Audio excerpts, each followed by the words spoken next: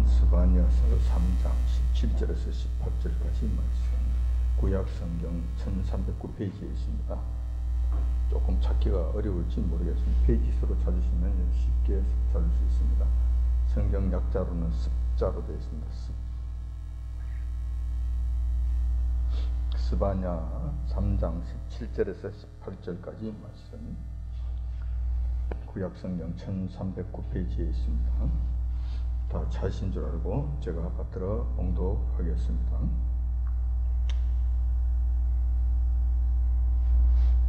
너희 하나님 여호와가 너희 가운데 계시니 그는 구원을 베푸실 전능자시라. 그가 너로 인하여 기쁨을 이기지 못하여 하시며 너를 잠잠히 사랑하시며 너로 인하여 즐거이 부르며 기뻐하시리라 하리라. 아멘. 오늘 본 말씀을 중심으로 해서 너를 잠잠히 사랑하시며 라는 제목으로 말씀을 나누고자 합니다.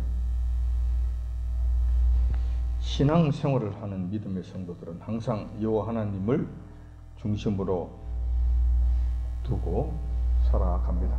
일상생활이 우리 주님을 중심으로 해서 돌아간다는 거죠. 하나님께서 기뻐하시면 우리도 기뻐하고, 하나님께서 힘들어하시면 우리의 마음도 편하지 않게 됩니다. 당연한 일이죠. 우리가 신앙생활을 하는 동안에 한창 마음이 뜨겁고 성령님 충만한 시절에는 어떻게 하면 하나님을 기쁘시게 할 수 있을까? 하나님께서 원하신다면 무슨 일이라도 할 수 있을 텐데 하는 마음을 가지기도 했던 적이 있습니다. 사실상 하나님의 피조물인 우리 인간들은 전능하신 여호와 하나님의 마음에 들기만 하면 모든 문제가 해결됩니다. 전능하신 그분께서 다 해주시기 때문에 그럽니다.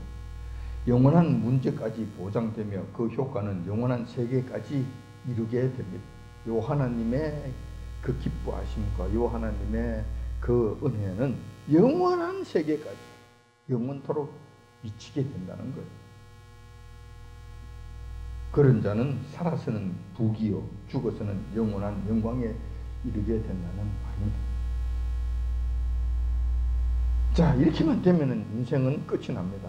우리의 삶은 보람이 있습니다. 이 땅에 태어난 의미가 충분히 있는 거예요. 이것만 얻을 수 있다면 여러분 끝이 나는 거예요. 영원토록 끝이 나는 거예요. 이게 이런 것이 쉽지 않다는 거예요. 이게 정말 어렵다는 거예요. 그리고 세상 사람들 중에 이런 자리에 들어간 사람들이 극히 소수라는 거예요. 성경을 찾아보면 성경 속에 그런 자들이 여러 명 있었습니다. 여호와 하나님의 기쁨이 된 사람들이 여러 명 있었다는 거죠. 그 중에서도 주목할 만한 자가 있는데 그 사람이 바로 다윗이라는 사람입니다. 사도행전 13장 22절에 보면은 그 말씀이 기록되어 있습니다. 사울을 40년간 주셨다가 패하시고 다윗을 왕으로 세우시고 증거하여 가라사대 내가 이새의 아들 다윗을 만나니 내 마음에 합한 사람이라 내 뜻을 다 이루게 하시리라. 이렇게 기록되어 있습니다. 다윗은 평생을 하나님과 함께 살면서 하나님의 뜻을 이루기 위해 많은 노력을 한 자입니다. 그렇게 해서 하나님의 기쁨이 된 자였습니다. 그 시작점이 바로 골리앗을 쳐 죽일 때의 일이었습니다. 그 어린 다윗이 물맷돌 5개를 들고 가서 그 거대한 골리앗을 주님을 의지하는 그 믿음으로 쳐 죽인 그런 사건이 있습니다. 이 일로부터 여호와 하나님께서는 다윗을 그렇게 신뢰하게 되시고 마음에 합한 자가 되셨고 평생 동안 여호와 하나님께서 다윗을 지켜주셨던 것입니다. 물론 다윗에게도 몇 가지 흠은 있었습니다. 그렇지만 평생 동안 그의 삶을 살펴보건대 풍성함과 넉넉함이 그를 늘 지켜주셨던 그런 삶이었습니다. 40년 동안 통치 기간 동안에 무수한 전쟁을 치루었습니다. 뿐만 아니라 그가 왕이 되기 전 골리앗을 쳐 죽이고 난 이후부터 그가 왕이 될 때까지 그 한 10여 년간 그 기간 동안에도 수많은 전쟁 속에서 살았습니다. 그런데 다윗이 그 수많은 전쟁 속에서 단 한 번도 진 적이 없습니다. 뿐만 아니라 다윗의 고백에 의할 것 같으면 그 전쟁 속에서 한 번도 다친 적이 없는 거예요. 이게 가능이나 한 이야기입니까? 이게 가능한 이야기겠습니까? 하나님께서 특별히 돌봐주지 아니하시면 이게 가능한 이야기겠습니까? 다윗의 통치 당시에 그때 함께 하였던 백성들이 있습니다. 다윗이 하나님의 기쁨이 되고 합한 자가 되어서 풍성함을 누리게 되니까 그 당시에 살았던 그 백성들도 함께 태평성대를 누렸습니다. 이스라엘 왕조 역사 속에서 가장 평화롭고 가장 풍요롭게 살았던 그 시대가 바로 다윗 왕 시대였습니다. 외부의 침입이 다윗의 재임 40년 기간 동안에 단 한 번도 없었습니다. 한 전무했습니다. 이웃 나라들이 한 번도 찝쩍거리지도 못했어요. 그 도적대가 울거리는 그 팔레스타인 가나안 땅 속에서도 이스라엘 백성들이 40년 동안 그 누구 하나도 외부 사람들에 의하여 부당한 일을 당한 적이 없었다는 거예요. 그만큼 풍성함을 누렸던 그런 시대였다는 거예요. 여호와 하나님께서 기뻐하시기만 하신다면은 그 주권자 되는 왕뿐만 아니라 그때 함께했던 백성들까지 이러한 넉넉함을 누리게 된다는 거예요. 그러므로 여호와 하나님의 그 은혜가 미치는 영역은 그렇게 크다는 거예요. 넓은 곳까지 그 은혜가 미치는 거예요. 그런데 참 아쉽게도 여호와 하나님을 기쁘시게 하는 일보다도 실망스럽게 한 일이 이스라엘 역사 속에서 연속적으로 나타나게 됩니다. 정말 아쉽기 그지없는 일들입니다. 이스라엘의 왕조를 살펴보면은 다윗 왕 시대를 제외하고는 이렇다 할 하나님의 기쁨 가운데 살았던 자들이 거의 없었어요. 왕들이 그렇다는 거예요. 북이스라엘의 경우에는 총 19명의 왕이 있었습니다. 19명이라고도 하고 20명이라고도 하는 그 왕 가운데 단 한 명도 없었습니다. 여호와 하나님을 기쁘시게 할 만한 왕은 단 한 명도 없었을 뿐만 아니라 여호와 하나님의 마음을 근심케 하는 근심조차도 근심을 내려놓게 하신, 그러니까 여호와 하나님의 마음을 힘들게 하지 아니한 이런 왕이 한 사람도 없었다는 거예요.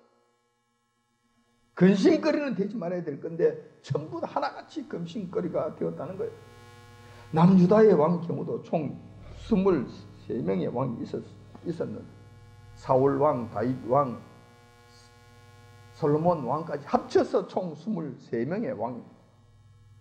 그 중에서 다윗 왕 제외하고 나머지 왕들을 쭉 살펴봤을 때 히스기야 왕과 요시야 왕 시대 때 종교 개혁을 단행한 정도, 이 정도였지 다윗 왕처럼 여호와 하나님을 기쁘시게 하는 삶을 살았던 그런 왕들은 찾아보기 힘들어요. 없어요. 없다니까.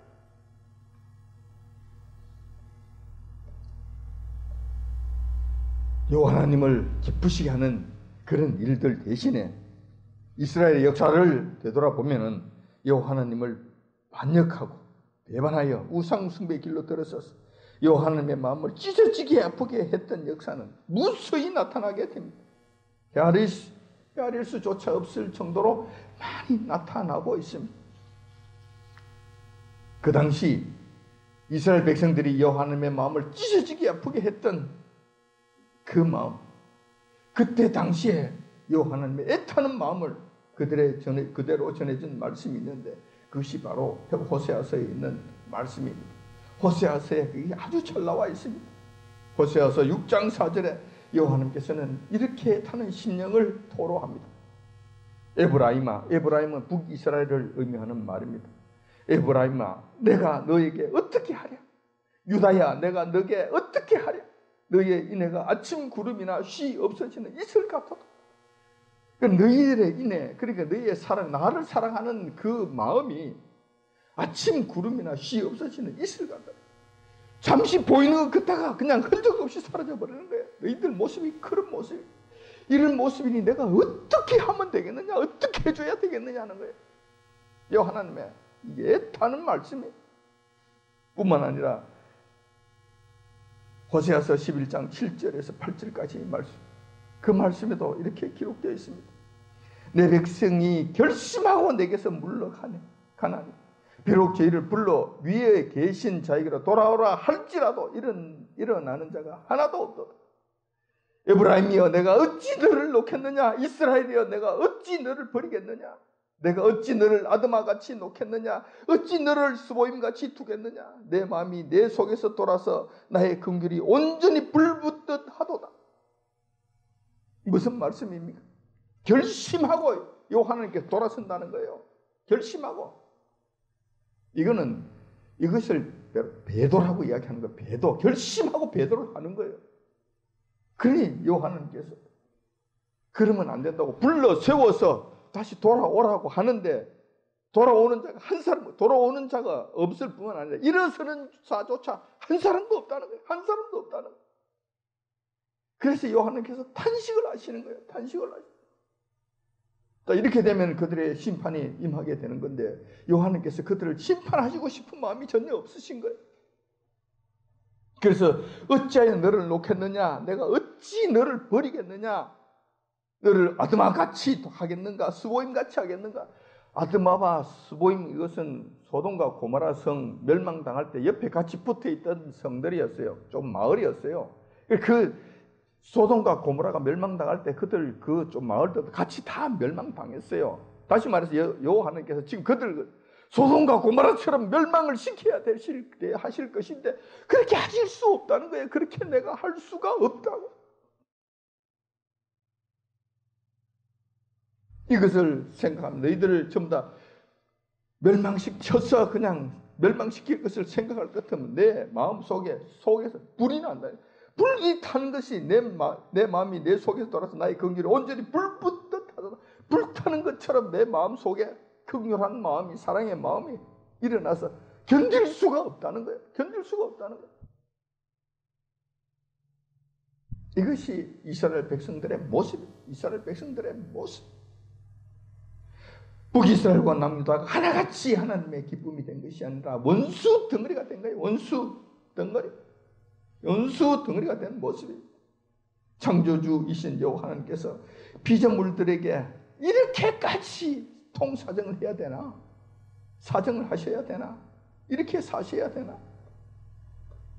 창조주 되신 여호와 하나님께서 피조물들에게 이렇게 버림을 받으시고 괴로워하시는 모습이 얼마나 죄송스러운지 모르겠어요. 얼마나 죄송스러운지 모르겠어요. 마치 실련당한 남자가 어깨가 쭉 쳐져서 그냥 깊은 수렁과 깊은 좌괴감, 그게 빠져서 쓸쓸하게 되돌아가는 이런 모습, 이것보다 더함. 자칫 우울증에 빠진 환자처럼 보이는 여호와 하나님께서 이스라엘 백성들에게 버림을 당하고 그렇게 고통스러워하시는 이런 모습. 문제는 이러한 반역의 모습이 호세아서에서만 나오는 일이 아니라는 거예요. 바로 지금 우리의 모습이라는 사실입니다. 우리가 그렇다는 거예요. 지금 우리가 그렇다는 거예요. 대한민국은 여호와 하나님의 특별하신 은혜로 사상 유례가 없는 축복을 누리며 살았던 그런 나라였습니다. 지금도 그 축복을 누리고 있는 자들입니다. 하지만 지금의 한국교회는 어떠합니까? 아니 세상 사람들이야 뭐 그렇다 하더라도 모르니까 그렇다 하더라도 하나님의 교회는 어떠하냐요. 하나님의 교회만은 그렇지 말아야 되잖아요. 하나님의 교회가 어떠냐는 거예요. 지금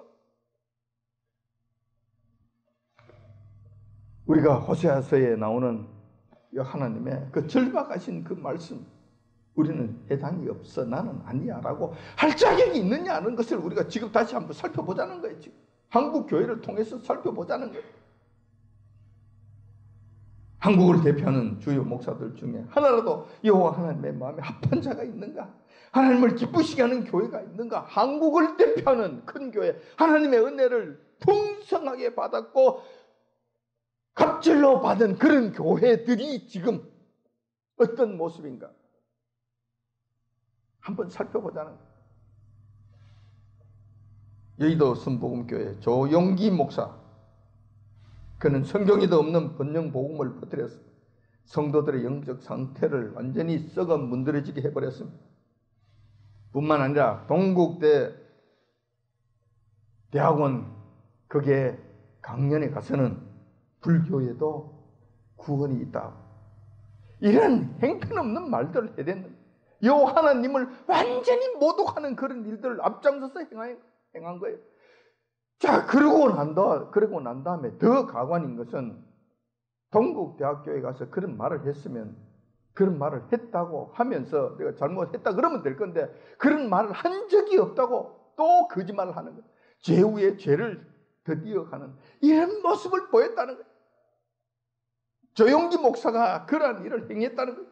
여호와께서는 여의도 순복음교회를 세계 최고의 큰 교회로 만들어주셨고 수많은 백성들을 그에게 보내주셨는데 수많은 양들을 이런 식으로 내팽개 쳐버린, 그리고 여호와께는 반역과 배도로서 이렇게 여호와님을 힘들고 괴롭게 하는 이런 일에 앞장섰다는 거예요. 이것이 지금 한국교회의 현실의 지금의 모습입니다. 영성교회 김삼환 목사는 어떻습니까? 여러분들이 잘 아시는 바와 같이 2013년도 WCC 총회장으로서 WCC 총회를 부산에서 개최하도록 한 장본인이었습니다. 주동자였습니다.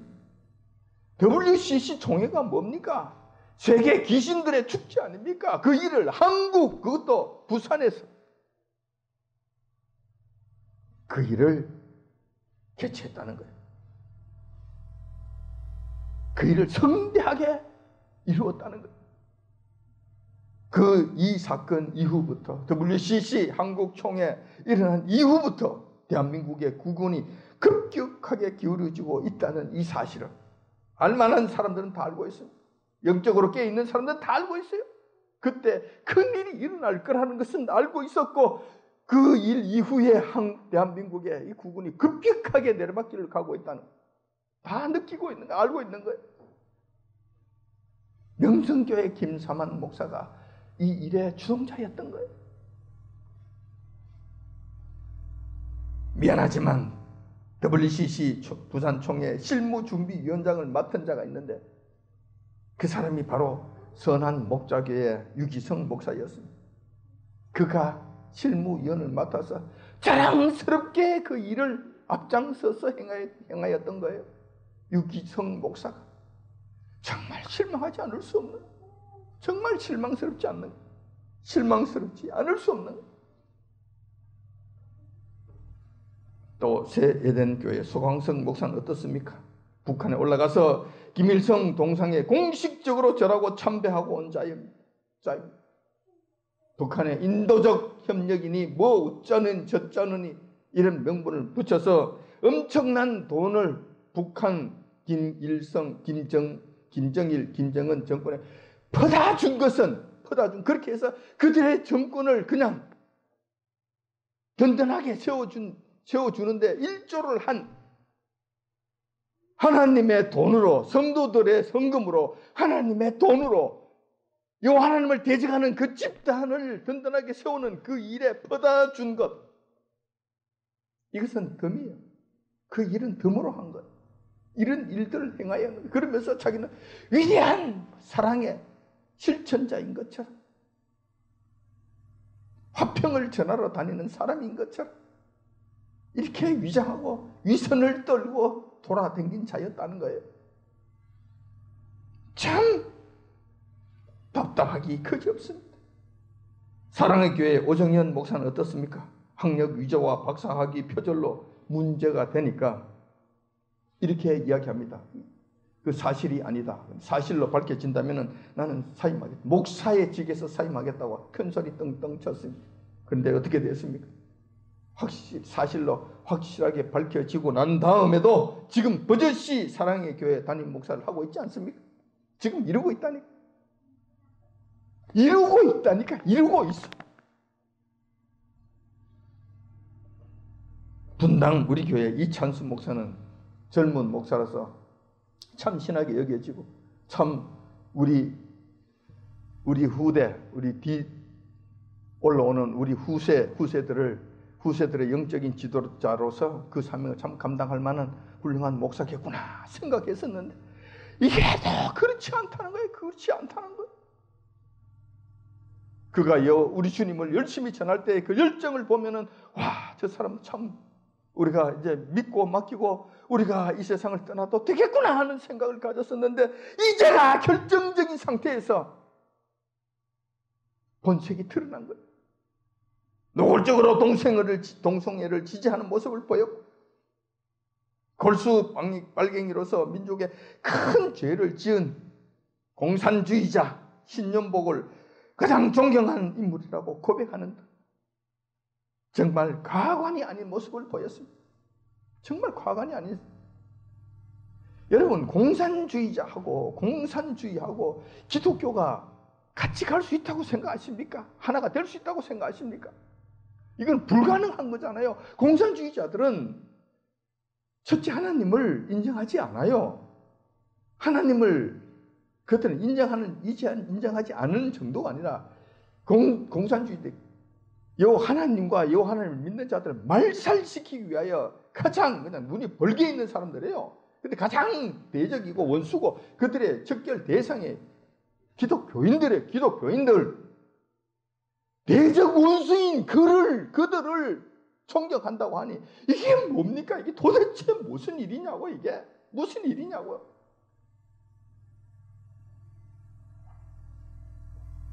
동성애 문제도 그래요. 그가 몰라서 그렇다면은 그래도 가르치면 되겠다고 이렇게 이야기할 수는 있겠지. 성경에 이러한 말씀이 있다고 구구절절히 그게 갖다 대놓고 이야기를 했는데도 불구하고 하나님의 말씀을 집 뭉개고 앉아서 사과 한마디 하지 않고 돌아서지 아니하고 오히려 앞장서서 그 일을 장려하고 있는 거예요. 내가 뭐 잘못하고 있느냐 이러고 앉았는 거예요. 이것이 지금 우리나라의 지금 영적 상태예요. 우리나라의 영적 상태가 이렇게 암울한 지경으로 빠져들고 있는데 이러한 현상들이 우리나라에만 국한된 현상인가? 우리나라에만 나타나고 있는 현상인가? 아니면 다른 나라에도 일어나고 있는 일들인가? 자, 이것은 우리나라의 일만이 아니라는 거예요. 전 세계 기독교 국가 중에서도 일어나고 있는 거대한 배도 현상인데 첫 번째로 이 유럽을 한번 보면은 참 기가 막힙니다. 유럽의 중요한 기독교 국가인 영국, 독일, 프랑스, 이탈리아 같은 이런 나라들 이들은 거의 기독교가 무너져 버렸습니다. 교회 성도다운 성도를 찾아보기가 힘든 그런 상태가 되어버렸습니다. 교회가 박물관이 되고 교회가 술집이 되어버린 지가 아마 상당히 오래됐습니다. 상당히 오래돼버렸습니다. 겨우 미국이 남아서 참다운 교회의 명맥을 유지하고 있기는 하지만은 미국 교회도 전방위적인 공격을 받고 있습니다. 그래서 언제 무너질는지 모르는 그런 위험한 지경에 놓여 있습니다. 미국이 지금 그런 상황에 있는 거예요. 지금 현 시점에서 전 세계를 둘러보면 기독교 세력이 어떻게 지금 움직이고 있는가? 여러분들이 보시는 바와 같이 미국의 교회들과 그나마 조금 남아있는 한국 교회 이것을 제외하고 나면 세계를 지탱해 줄 만한 영적 세력은 거의 없는 상태입니다. 거의 없는 상태.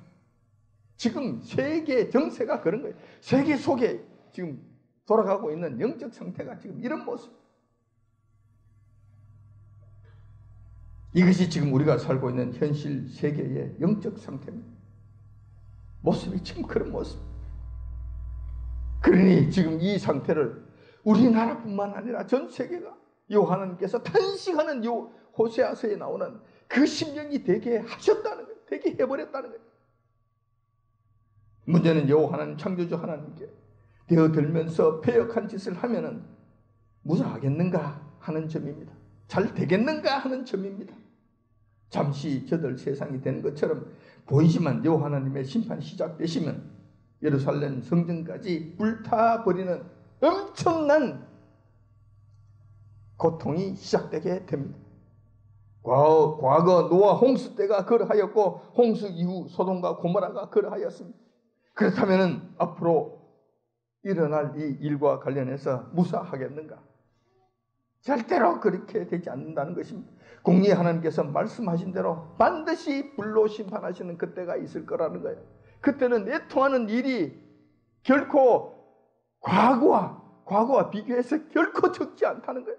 아마 전무후무한 애통하는 시기가 될 거예요. 고통의 시기가 될 거예요.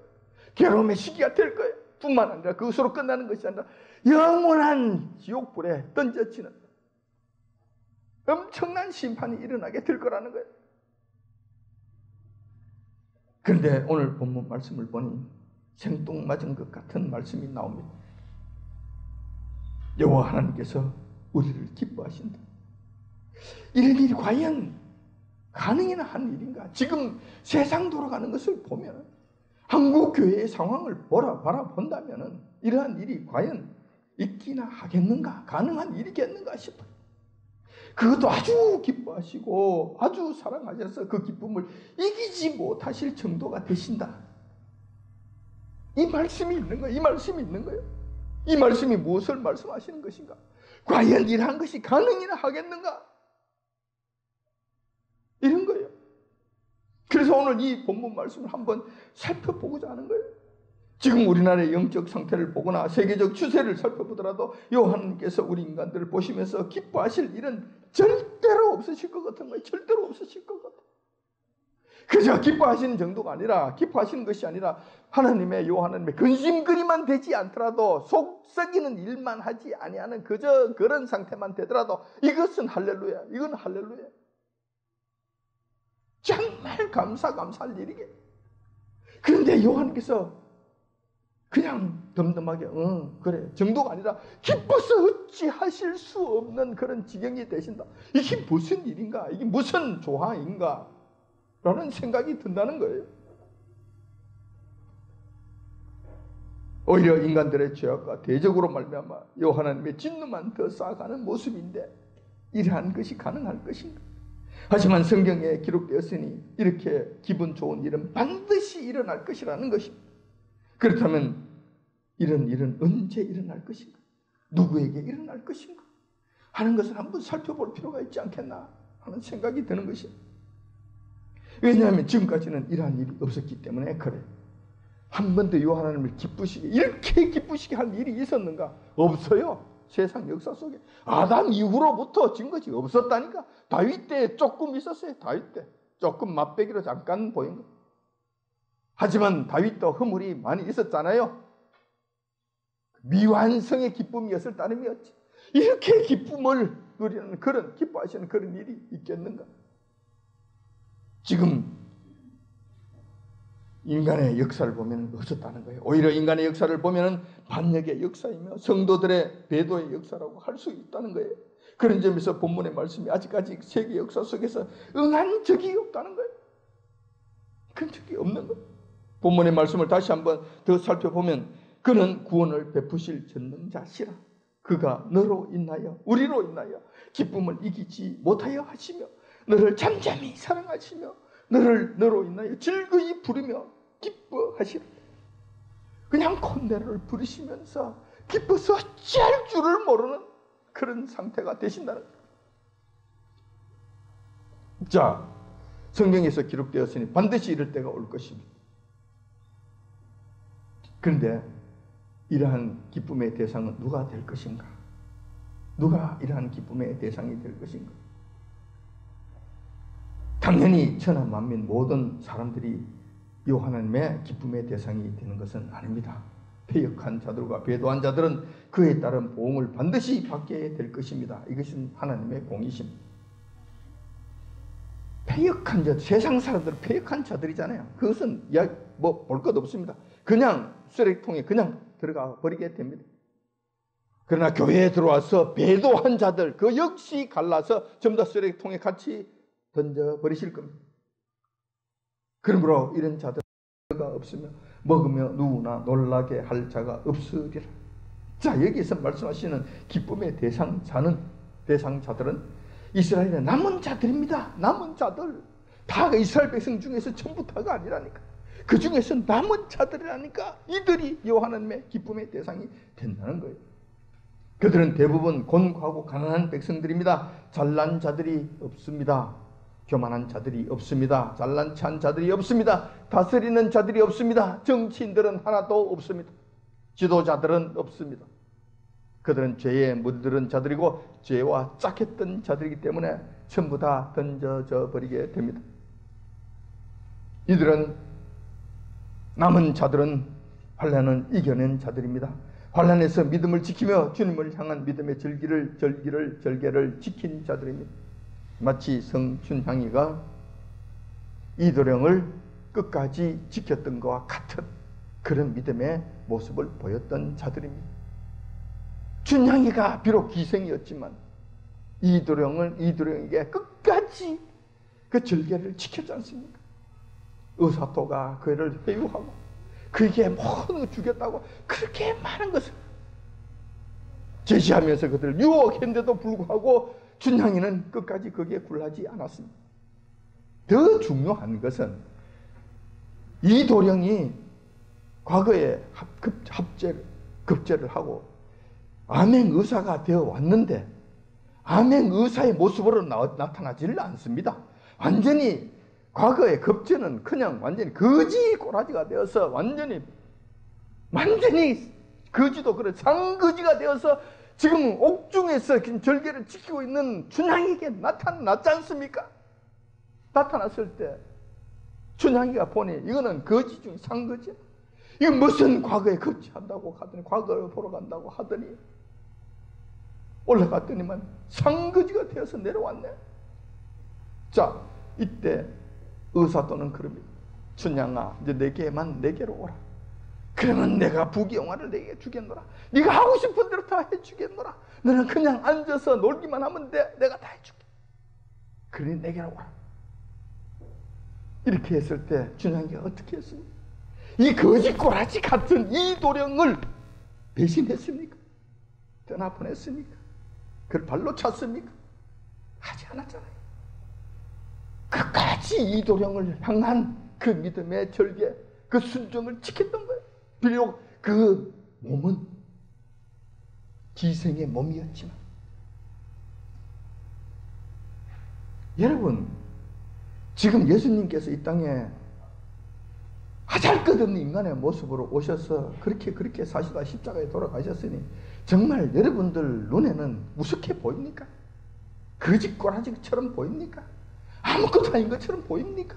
정말 내팽개쳐도 될 사람으로 보입니까? 무게도 될 것으로 보입니까? 여러분 어떻게 생각하십니까? 춘향이는 그런 거짓꼬라지 같은 이도령을 버리지 않았다니까. 끝까지 목숨을 걸고 지켰다니까. 의사또가 그냥 죽이려고까지 했단 말이에요. 죽이려고까지 했단 말이에요. 결정적인 순간에 어떻게 됐습니까? 이도령이 거지였습니까? 이도령이 정말 힘이 없는 자였습니까? 암행의사였잖아요. 암행의사였잖아. 과거에 급제한 신분이 다른 사람이었잖아요. 어떻게 됐습니까? 의사토는 죽임을 당했을 것이고 춘향이는 어떻게 됐습니까? 믿음의 절개를 지킨 춘향이는 어떻게 됐습니까? 여러분들이 이도령이라고 할 것 같으면 여러분들이 어떻게 할 것 같아요? 그 춘향이를 어떻게 할 것 같아요? 버리겠습니까? 춘향이를 그냥 너는 기생이니까 하겠습니까? 절대로 그렇게 못하지. 절대로 그렇게 못하지. 평생을 춘향이를 조강지처로 삼고 그를 높이며 살았을 거예요. 평생을 사랑하며 살았을 거예요. 그러한 모습을 보면서 이도령이 거짓꼬라지가 되어서 정말 자기가 더 누추하면 누추한 상태가 되었을 때 춘향이가 옥에서 그냥 정말 형편없는 꼬라지가 됐을 거 아니에요. 두드러 맞고 얻어 터지고 먹지 못하고 시달리고 달려서 손에 그냥 수갑을 차고 목칼을 차고 앉아서 정말로 그냥 형편없는 모습이 되었을 때, 그 모습을 여러분들이 봤을 때 이두렁이 정말 자기가 암행 의사로서 그 모습을 봤을 때 어떤 마음이겠어요? 야, 춘향아, 춘향, 조금만 기다려. 춘향, 내가 춘향이를 사랑한다.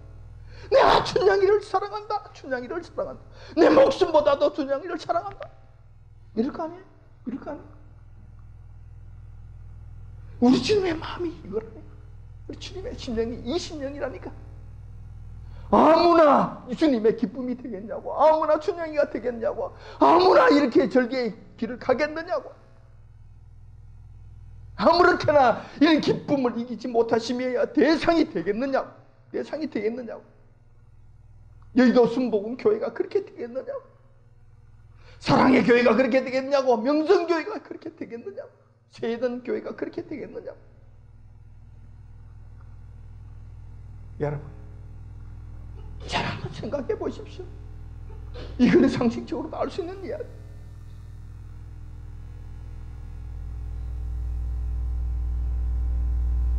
그때 정금같이 나오는 남은 자들만 바로 본문 말씀에 하나님께서 사랑스러워 어찌하지를 못하는 그런 대상자가 된다는 거예요. 그때가 되면은 하나님의 교인들 중에서도 상당 부분의 상당수의 사람들이 배도의 길을 가게 될 것입니다. 그런데 그때 정금같이 믿음을 지키며 나오는 자들, 그들이 여호와 하나님의 기쁨의 대상이 된다는 것, 잘 기억하시기 바랍니다. 그러면 그런 일은 언제 일어날 것인가? 하나님께서 기뻐하시는 일, 기뻐하시는 대상자가 되는 것, 이런 일들은 언제 일어날 것인가? 두 가지로 나누어 생각해 볼 수 있는데, 하나는 예수님께서 재림하실 때입니다. 그때가 되면 적그리스도에 의한 극한 박해가 일어나게 될 것이고, 수많은 교인들이 배도의 길에 들어서게 될 것입니다. 그때 목숨을 걸고 끝까지 믿음을 증명해 보인 자들이 이때 대상이 될 것이며, 그때 이런 일들이 일어나게 될 거라는 거예요. 그때. 근데 그때만 일어날 것인가? 두 번째, 현재 상태에서도 그런 일은 얼마든지 가능하다. 여호와 하나님께서 기뻐하시는 일은 가능하다. 꼭 환난을 통해 믿음을 증명해 보이지 않더라도 평상시부터 그러한 믿음을 보인다면 같은 하나님의 기쁨이 될 것입니다. 마치 다윗처럼, 다윗은 심판 때가 아닌데도 불구하고 여호와 하나님의 마음에 합한 자가 되었어요. 평상시에도 이런 환난이 없다 하더라도 지금도 지극정 속으로 여호와 하나님을 섬기며, 지금이라도 그런 불같은 환난이 있든 없든 상관없이 그 길을 갈 수 있는 자들, 그것이 증명되는 자들은 하나님의 기쁘심이 된다는 거예요. 왜냐하면 불같은 시험이 있더라도 그 사람들은 통과할 것이니까. 지금 없더라도 충분히 그 길을 지금 가고 있으니까. 그들은 여호와 하나님께서 특별히 시험하지 아니하셔도 상관없는 자들이 되는 거예요. 그들은 지금도 여호와 하나님께서 기뻐 어찌할 줄 모르는 사람들이 된다는 거예요. 우리 교회가 그렇게 되기를 원합니다. 이 작은 공동체가 그렇게 되기를 원합니다. 그렇지 않다 하더라도 지금 여호와 하나님께서 우리 눈에 보이지 아니하시고 예수님께서 정말 거짓처럼 보인다 하시더라도 그분은 만왕의 왕이시고 창조주시라는 이 사실을, 심판주가 되신다는 이 사실을 우리가 잊지 마시고 그분을 향한 절개를 지키십시오.